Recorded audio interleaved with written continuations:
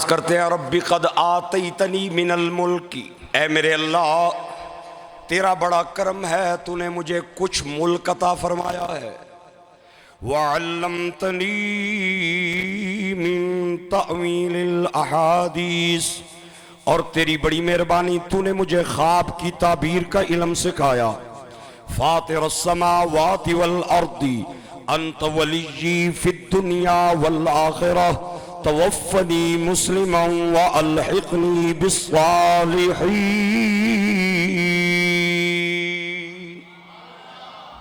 اللہ تیری بڑی کرم نوازی، تو نے مجھے کچھ ملک عطا فرمایا، پورا نہیں کچھ ملک، بعض ملک، اور تو نے مجھے خواب کی تعبیر سکھائی۔ ایک جھوٹے الزام کی پاداش میں آپ کو جیل کا منہ دیکھنا پڑا، لیکن ہیرا ہیرا ہوتا ہے چاہے باہر ہو چاہے جیل میں ہو، موتی موتی ہوتا ہے چاہے رستے میں ہو یا کسی کے گھر میں پڑا ہو۔ آپ جیسے ہی جیل میں آئے چند ہی دنوں کے بعد آپ کا شورا پوری جیل میں پھیل گیا، سارے جیل کے لوگ آپ کے عاشق بن گئے، آپ کے گرویدہ ہو گئے، آپ کے علم کی وجہ سے، تقوی کی وجہ سے، ورع کی وجہ سے، پرہیزگاری کی وجہ سے، حسن و جمال کی وجہ سے۔ لیکن رب ذوالجلال نے آپ کو سب سے جو خاص بات عطا کی تھی وہ یہ تھی کہ کوئی خواب آپ سے بیان کرتا تھا، اس کے بیان کرنے کی دیر ہوتی تھی، حضرت یوسف کی تعبیر بیان کرنے میں دیر نہیں لگتی تھی۔ چند دنوں بعد تفسیر کی کتابیں بتاتی ہیں جیل میں دو قیدی آئے، ایک بادشاہ کا نان بائی، ایک بادشاہ کا ساقی، ایک کھانا کھلانے والا، ایک پانی پلانے والا، اور دونوں پہ الزام یہ تھا انہوں نے کھانے میں زہر ڈال کے بادشاہ کو دینے کی کوشش کی ہے اور اسے مارنے کے لیے کوشش کی ہے، ایفرٹ کی ہے۔ گرامی قدر احباب، یہ دونوں نوجوان جیل میں آئے، جج نے ان دونوں کو سزائے موت سنائی، رات کو دونوں سوئے ہوئے ہیں، ساقی بھی نان بائی بھی۔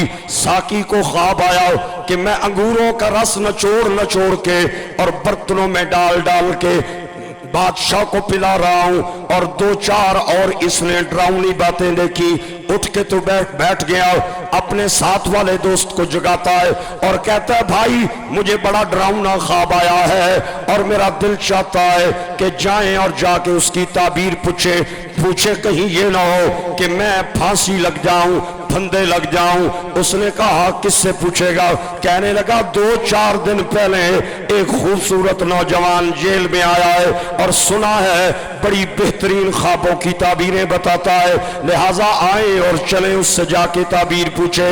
وہ نوجوان کہنے لگا بھائی جان تیری غلط فہمی ہے، کوئی تعبیر بتانے والا نہیں ہے۔ وہ کہنے لگا نا میں نے اس کا چہرہ دیکھا ہے، جھوٹوں والا چہرہ نہیں تھا، سچوں والا چہرہ۔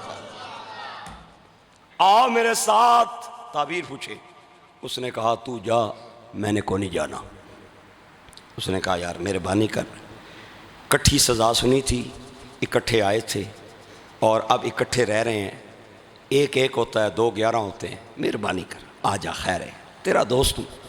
اس نے کہا چل پھر میری ایک شرط ہے کہ تجھے تو خواب آیا ہے نا، تو نے وہ بتانا ہے، مجھے کوئی نہیں آیا، میں اپنی طرف سے گھڑ کے بتاؤں گا، من گھڑت کروں گا، دیکھوں گا کہ جس سے تو تعبیر پوچھنے جا رہا ہے اسے پتہ چلتا ہے یا نہیں چلتا۔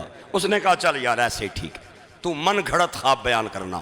دونوں آئے، نان بھائی بھی آیا، ساقی بھی آیا، حضرت یوسف بیرک میں ہیں، انہوں نے آ کے سلام کیا، ساقی قریب آ کے بیٹھ گیا، عرض کرنے لگا اے حسن و جمال کے سردار مجھے خواب آیا۔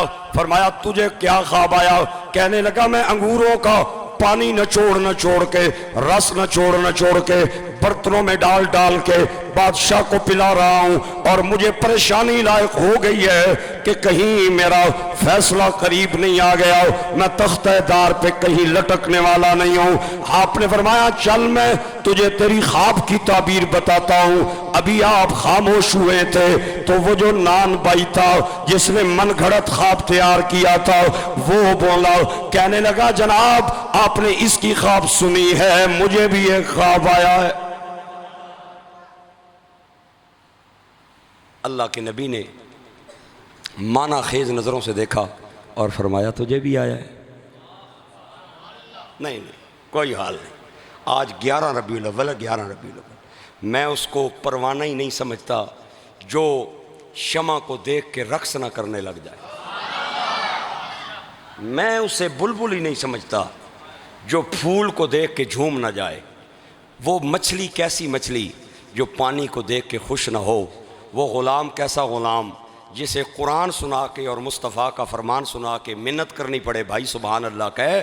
مومن کی تو شان یہ ہے قرآن اور مصطفیٰ کا فرمان پڑھا جائے وہ بستر موت پہ بھی ہو تو اٹھ کے تو کھڑا ہو جائے. محبت سے کہیں سبحان اللہ. اللہ اللہ. آپ نے معنی خیز نظروں سے دیکھا فرمایا تجھے بھی آیا ہے؟ کہنے لگا جناب مجھے بھی آیا ہے. تجھے کیا خواب آیا ہے؟